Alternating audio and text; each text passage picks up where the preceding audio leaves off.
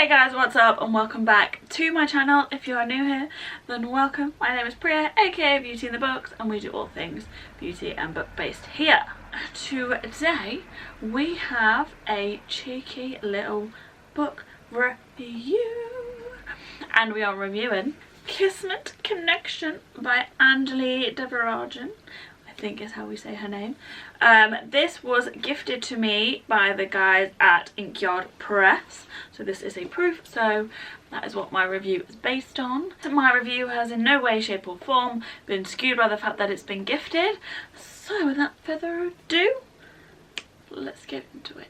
Okay, so first things first, let's start with the plot. The synopsis is on the screen here, so take a second to read.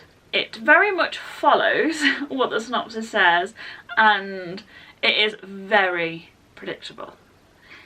But that being said, it doesn't hinder the narrative in any way, in my opinion. Because it's a predictable read, it's quite enjoyable. It's a nice little palette cleanser. Equally, I felt like it was a plot for an audience younger than myself. So if I was maybe like 13 or something reading this, yes, but as a 25-year-old, not so much.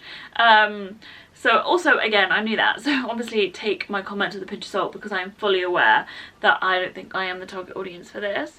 But the plot, I have to say, despite being predictable, it was very good, and I did enjoy the way in which the story unfolded and the little curveballs that came here and there. Nothing was a major plot twist, but the little trials and tribulations that the characters go through were like surprising in a way. Moving on to the characters, they're all so cute. If I have to say anything, this book is just wholesome, right?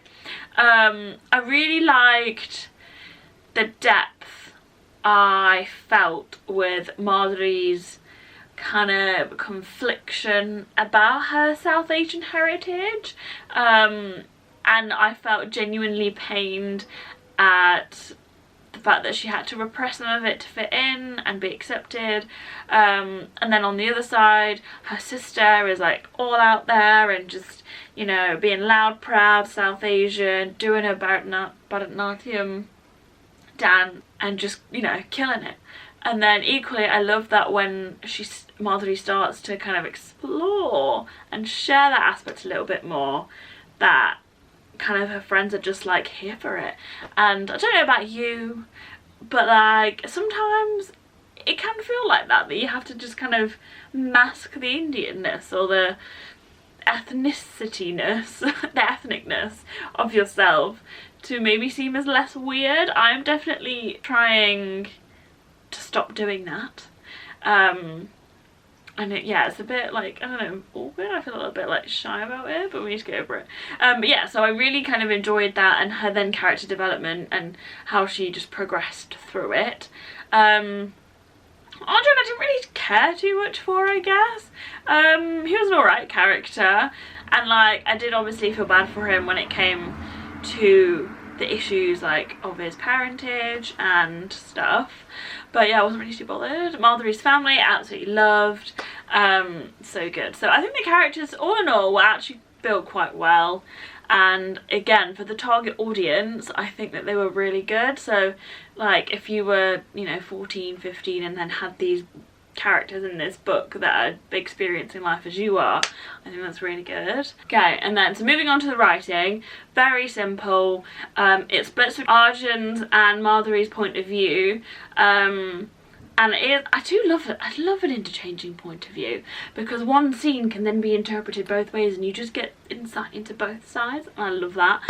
So yeah, easy to follow, interchanging point of view, and it is in the present. But yeah, so I think overall this book is a very wholesome and lovely little romance book that those from a South Asian heritage can associate with. I mean, to be fair, any ethnic minority I think you can associate with, because I feel, I might be wrong, that you may have similar trials and tribulations that you experience in terms of navigating your ethnicity while being, was it second generation immigrant? So you're not like 100% an immigrant, but you still have those ideas passed down to you. And I think the way that the author kind of wrote a little bit of, I don't know if it's politics or sexism or kind of what, but the way that she made comments to those things. For example, Arjun's mother had a really awful time post her divorce, and that was literally just because she was the woman. So those little comments like that like bring to light little injustices that happen within the community. So like I said before, it wasn't a book for me, but if I was younger, I can see that I would have enjoyed it. Like, I still really enjoyed it, and it was an easy read, and it kind of got me out of a bit of a slump, and it was good. It was a good book, but probably not for me right now. That's it. Thank you very much for watching today's review, guys. If you've read this book, let me know what you think about it in the comments.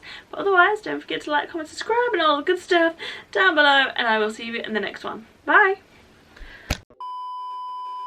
Of course the car drives past when I'm doing that intro. Oh, there's a cat. My phone's too far away. Is it world building? The writing, that was the other bit. Oh, so tired.